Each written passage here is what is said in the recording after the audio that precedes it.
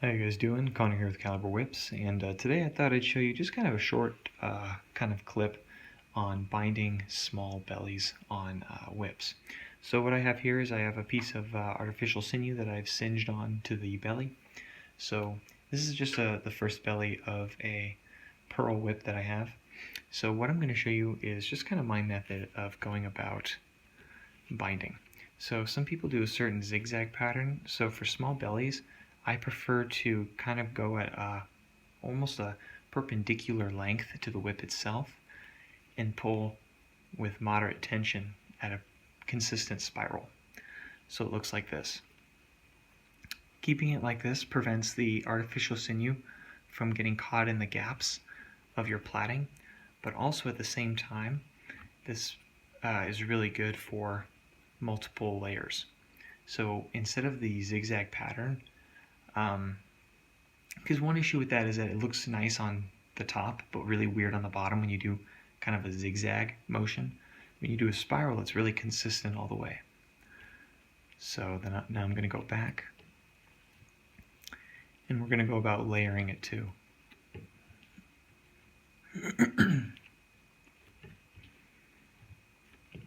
So we're going to do one more wrap, about halfway, so we're going to stop about here.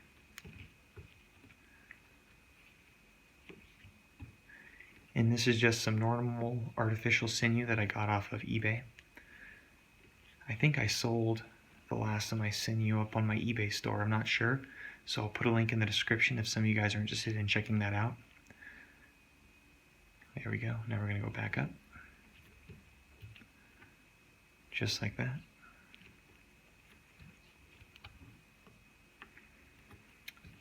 The sun is rising right now. It's 7 o'clock. The birds are starting to chirp outside, so that's good.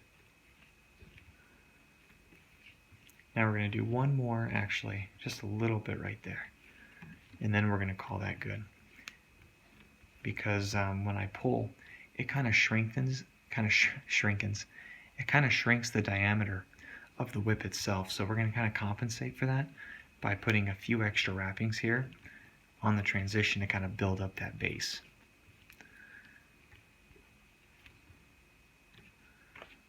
Perfect.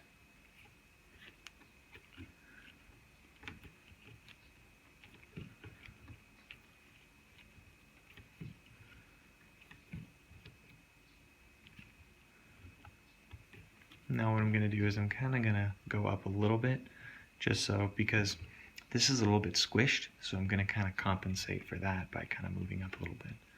So I'm going to pull out the sinew a little bit, cut it,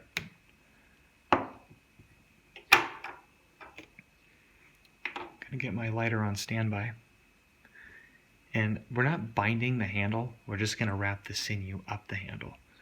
That's all we're doing. Just so it kind of tapers into that kind of shrink right there. But it'll be all fine when we roll it. Once we roll it, it'll be much better. So, so you always want to roll a whip before and after you put binding on. So once I finished plaiting, what I did was I went and rolled it on the floor.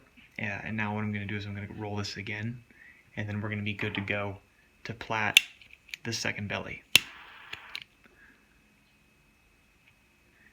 And for those of you who are kind of new to whip making, get yourself a cigar lighter. Reason for that is it has a torch on it. If you have a little Bic lighter with a flame, it'll blow out very easily. So getting this,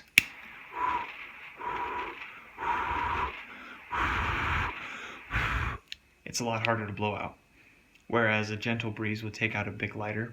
This right here, it's much sturdier, and since it's a torch, it's much more controlled. So there you guys go.